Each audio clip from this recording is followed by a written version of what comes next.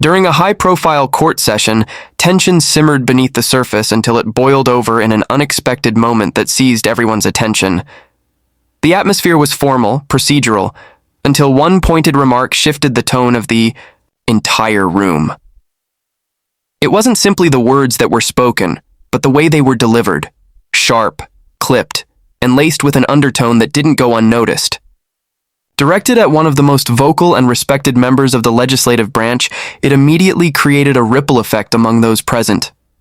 Whispers echoed from bench to gallery. Some in the room looked down, others looked directly at the speaker, their eyes wide with disbelief. The target of the comment, sitting composedly amid a sea of observers, didn't flinch. The remark was both an underestimation and a challenge, one that would prove to be ill-advised.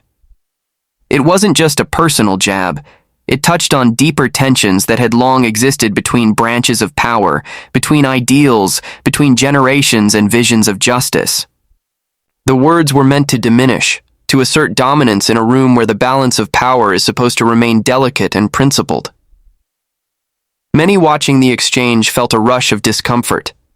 To some, it seemed like an attempt to put someone in their place, but those who knew her knew better. What made this moment even more electrifying was its silence after the storm, an almost unnatural pause that stretched seconds into a confrontation of unspoken truths. In that pause, tension turned into anticipation. Everyone, from court reporters to junior aides, seemed to sense that something was about to happen, something that would not stay confined to that chamber. It's rare to witness a moment where decorum and authority collide with personal audacity. Those who have studied courtroom dynamics understand that tone, implication, and timing carry as much weight as rulings and arguments. That's why the comment didn't just come off as unprofessional. It felt like a breach of something more sacred.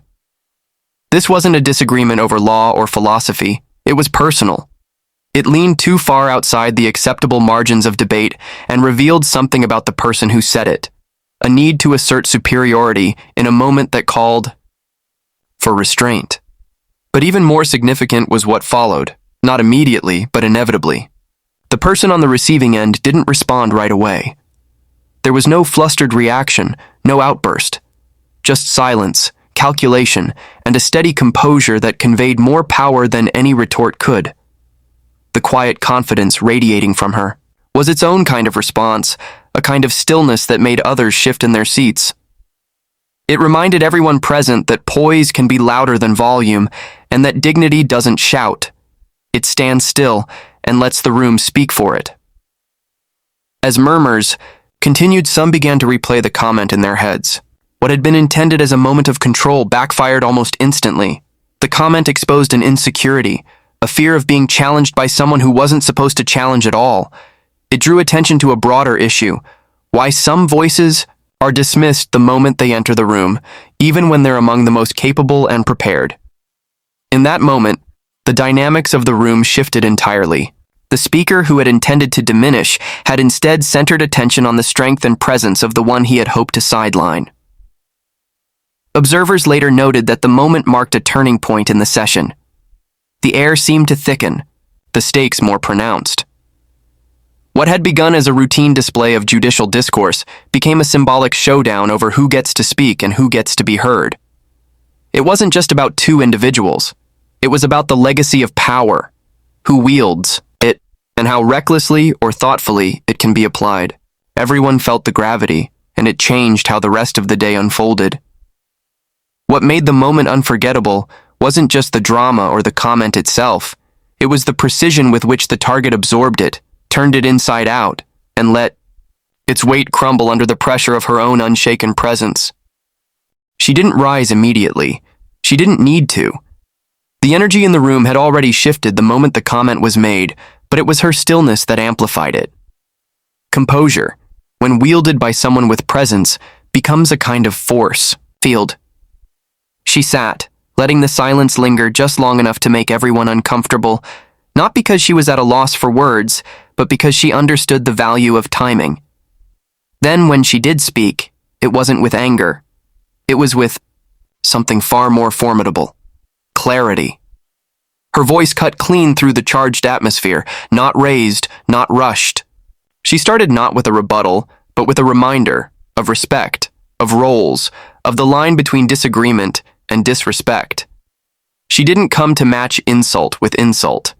Instead, she redirected the conversation, grounding it in principle and history, forcing those listening to reconsider what had just occurred. Her words weren't scripted, but they came with precision, each one dropped like a stone in a still pond, rippling outward with unmistakable impact. Those in the gallery leaned forward. Others at the bench shifted in their seats, some visibly uncomfortable. Her tone wasn't combative, but it held an edge, the kind that says, "I will not be reduced, and you will not walk away from this untouched by truth." She referenced the Constitution, the role of checks and balances, the expectations we have for those who serve. Not once did she raise her voice, but no one could look away. This wasn't just a response, it was a lesson. Observers would later describe her demeanor as surgical. She addressed not only the offense itself, but the layers beneath it. The casual way some believe they can speak down to others, the assumption that intellect or authority are reserved for a select few, and the idea that civility is optional when someone challenges the status quo. What made her response so effective was its refusal to center the insult. Instead, she elevated the conversation entirely, reframing the moment into one that exposed the fault lines of power and privilege in the room. She posed rhetorical questions, each one a challenge, each one a mirror held up to the system itself. Who do we listen to? Who do we dismiss?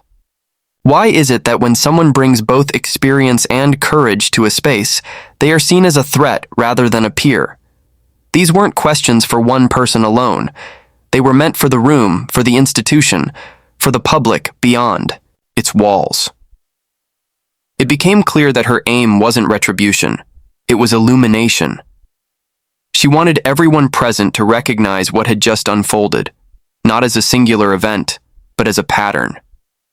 And by calling attention to that pattern with such poise and presence, she turned a moment of disrespect into a platform for truth. Her response was layered, not just intellectually sound, but emotionally intelligent. She knew what was at stake, not just for herself, but for everyone watching who had ever been spoken to like they didn't belong. What followed wasn't applause. This wasn't a rally. But there was a silence that carried weight, the kind that follows revelation. No one interrupted. No one challenged her. She had, in a matter of minutes, recalibrated the power in the room. By the time she concluded, she had turned what could have been a minor slight into a major reckoning. Her response didn't just address the moment, it held the entire institution accountable. It was a reminder that courage doesn't always roar. Sometimes it speaks in measured tones backed by conviction and the unwavering belief that justice must be earned in action, not just in title. She didn't just defend herself. She defended the integrity of the dialogue, of the process, of the people it's meant to serve. And in doing so, she made it clear, dismissiveness has no place. The moment felt strange, almost surreal, as it unfolded. After the exchange that had electrified the room and reset its entire mood, something shifted. There was a visible discomfort, a kind of restlessness in the figure whose earlier comment had failed to land as intended. What had seemed like confidence just minutes before now gave way to an unease that even the casual observer could detect. Eyes that had once scanned the room with control now avoided contact, flicking from the desk to the papers in front of them, not quite settling. Those seated nearby tried not to look directly, but it was hard not to notice. There was a tightening in the jaw, a twitch of the fingers, a sudden awareness of the scrutiny. Where silence had once served as dominance, it now felt like exposure. The silence wasn't his.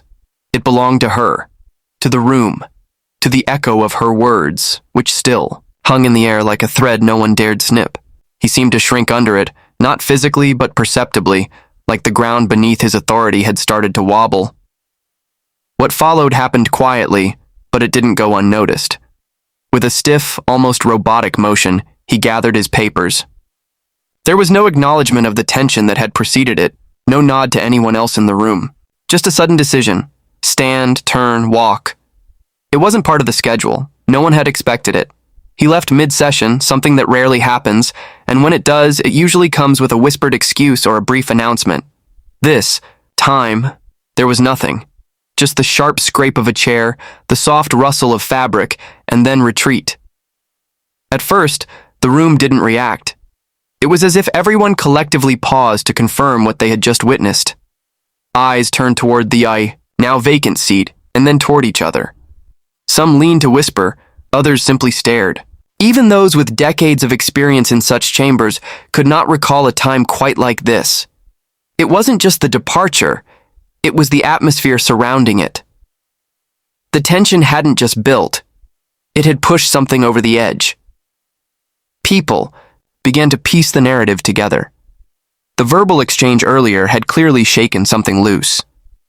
The attempt to assert dominance, to silence or undermine, had not only failed, it had exposed vulnerability. And rather than confront that vulnerability or sit with the consequences, the decision had been made to exit. It wasn't just physical, it was symbolic. Walking out in that moment didn't communicate control, it confirmed discomfort, maybe even regret. Whispers turned into murmurs. Those taking notes scribbled faster. The press, though constrained by courtroom protocol, was already forming the storyline in their heads. Some would later say it was the most powerful, non-verbal moment they had ever witnessed in a setting that is typically measured, predictable, procedural. But this wasn't procedural, it was emotional. Something personal had spilled into the space where only public duty should reside, and now it had left a mark. As the door closed behind him, the room exhaled. There was a quiet, collective reckoning with what had just happened. People weren't just reacting to the act itself, they were processing the implications. In a setting built on tradition, reputation, and unspoken rules of decorum, this exit meant more than just stepping away from a discussion. It revealed a fracture, a moment where the usual armor of authority cracked open just long enough for everyone to see what was underneath. For those watching closely, it became clear that this wasn't about fear or shame in the traditional sense. It was about consequence. For once, words had met their match not in opposition, but in truth. The dignity and strength with which they had been countered had not just neutralized the earlier offense, it had overwhelmed it. And the only response, apparently, was to leave. No statement was issued, no clarification was offered. But the image remained vivid, a powerful figure, unaccustomed to being challenged so directly, choosing retreat over engagement. The courtroom didn't need commentary to understand what had just occurred. It was written in body language, in timing, in the stunned expressions of those left behind. The departure said everything that words no longer could. What happened in that courtroom didn't end when the session concluded. In fact, it was only the beginning. The ripples created by that brief but unforgettable moment spread far beyond the walls where it took place. For those who had witnessed it firsthand, and even more so for those who would later read or hear about it, the incident became a focal point, not just for drama or curiosity, but for a larger conversation about what the public expects from its highest institutions. People expect disagreements in political and legal settings. They expect sharp words, strong opinions, and moments of tension. What they don't expect, what they shouldn't have to expect, is disrespect masquerading as authority. And when that happens, when the thin line between formality and insult is crossed in a setting designed to uphold justice and order, the impact is deeper than the moment itself. It calls into question the standards, the culture, and the expectations of those who are entrusted with enormous power. The incident triggered not just private discomfort, but public discourse. Pundits, legal scholars, elected officials, and ordinary citizens alike began asking hard questions. How should individuals conduct themselves when serving in roles that demand impartiality? What happens when personal bias or arrogance enters the equation? And more importantly, what message does it send to the public when certain voices are treated with less dignity, even in the most sacred of civic spaces? For some, the incident was a stark reminder of a truth they had long known, that not all voices are treated equally, even in places where equality is supposed to be a foundational principle. The courtroom, symbolic of fairness and due process, is expected to be immune to ego and condescension. But moments like this reveal the cracks, the blind spots, the vulnerabilities of a system run by people who are not always equal to the ideals they represent. And yet, out of that tension came a powerful counter-narrative.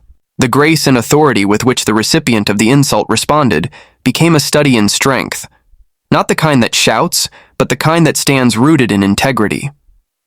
Her composure did more than just defend her dignity. It reminded everyone, watching what real leadership looks like. It isn't reactionary, and it doesn't seek to belittle in return. It takes the high road not out of passivity, but because the high road leads to higher outcomes.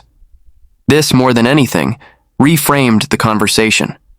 Instead of focusing solely on the offense, people began discussing the expectations we set for our leaders and how those expectations are enforced or ignored. It opened up space for broader concerns about professionalism, about gender and racial bias, about who is expected to take the high road and who is permitted to step out of line without consequence. The discussion spilled into op-eds, newsrooms, podcasts, and social media. It wasn't about a single comment or a single courtroom anymore. It was about a culture, about the subtle ways power asserts itself through tone and posture, about the assumptions people carry into rooms where they're supposed to act in the public's interest, and about how deeply those assumptions can erode trust. Trust in the courts, trust in democracy, trust in the promise that fairness isn't just written into law, but practiced in real time. For many observers, especially younger ones or those who felt excluded by traditional power structures, the moment served as both a warning and a call to action. It said, "Pay attention. Power does not always wear its robes with grace." But it also said, courage and character can prevail, even in the face of condescension. Institutions, no matter how historic, are only as honorable as the people who represent them. And when those individuals fall short, when they forget that, their words and actions are not private indulgences but public symbols. They risk weakening the very system they're meant to uphold. That is why moments like this matter. They hold up a mirror, not just to one person, but to all who occupy positions of influence. Because in the end, it's not just about the laws that are argued or the decisions that are made. It's about how those arguments are conducted.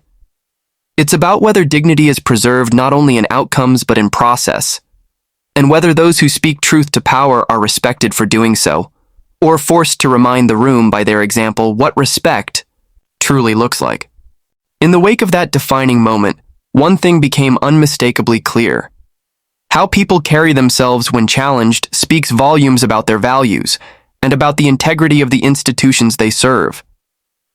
While the courtroom is meant to be a sanctuary for justice, truth, and impartial deliberation, it is also a human space, shaped and reshaped every day by the choices, egos, and convictions of those who inhabit it. The incident wasn't just a breach of etiquette. It became a vivid reflection of deeper tensions in our democracy, between power and humility, between authority and accountability, between silence and voice. The response that followed, the composed, principled stand taken by the woman on the receiving end of the original slight, reaffirmed something fundamental. That respect is not something granted by position alone. It must be earned continually through conduct that reflects fairness, empathy, and wisdom. Her poise in the face of condescension reminded everyone watching that true power does not need to raise its voice. It doesn't rely on intimidation or dismissal. It speaks instead through consistency, clarity, and a deep-rooted belief in justice. What made the moment resonate far beyond its setting was not its drama, but its symbolism. Here was a public servant, one who had every right to respond with anger, choosing instead to lead by example. She didn't merely defend herself, she challenged the very conditions that made the insult possible. Her words became a quiet indictment of the assumptions and behaviors that often go unchecked in elite spaces. She became not just a participant in a tense exchange, but a mirror held up to a system that too often fails to reflect the dignity of all its contributors. The person who left the room, who chose avoidance over engagement, did more than end a conversation. That exit became a symbol of fragility, a reminder that the appearance of control can falter when it encounters authenticity. And for many, that act of walking out revealed a discomfort not just with confrontation, but with accountability. It exposed the limits of unchallenged power when met with unwavering resolve. This incident, though singular, carries broad implications. It underscores the need for vigilance, not just in defending our rights and institutions, but in insisting on the standards we hold for those who guide them. It challenges us to speak up when dignity is dismissed, and to recognize that real leadership often comes not from titles or robes, but from the courage to stay seated, to speak truth, and to rise above. Moments like this are rare, but when they happen, they illuminate everything: the strengths, the fractures, the hopes, and the work still left to do. And they remind us that in the battle between arrogance and integrity, between dominance and dignity, there is only one side history truly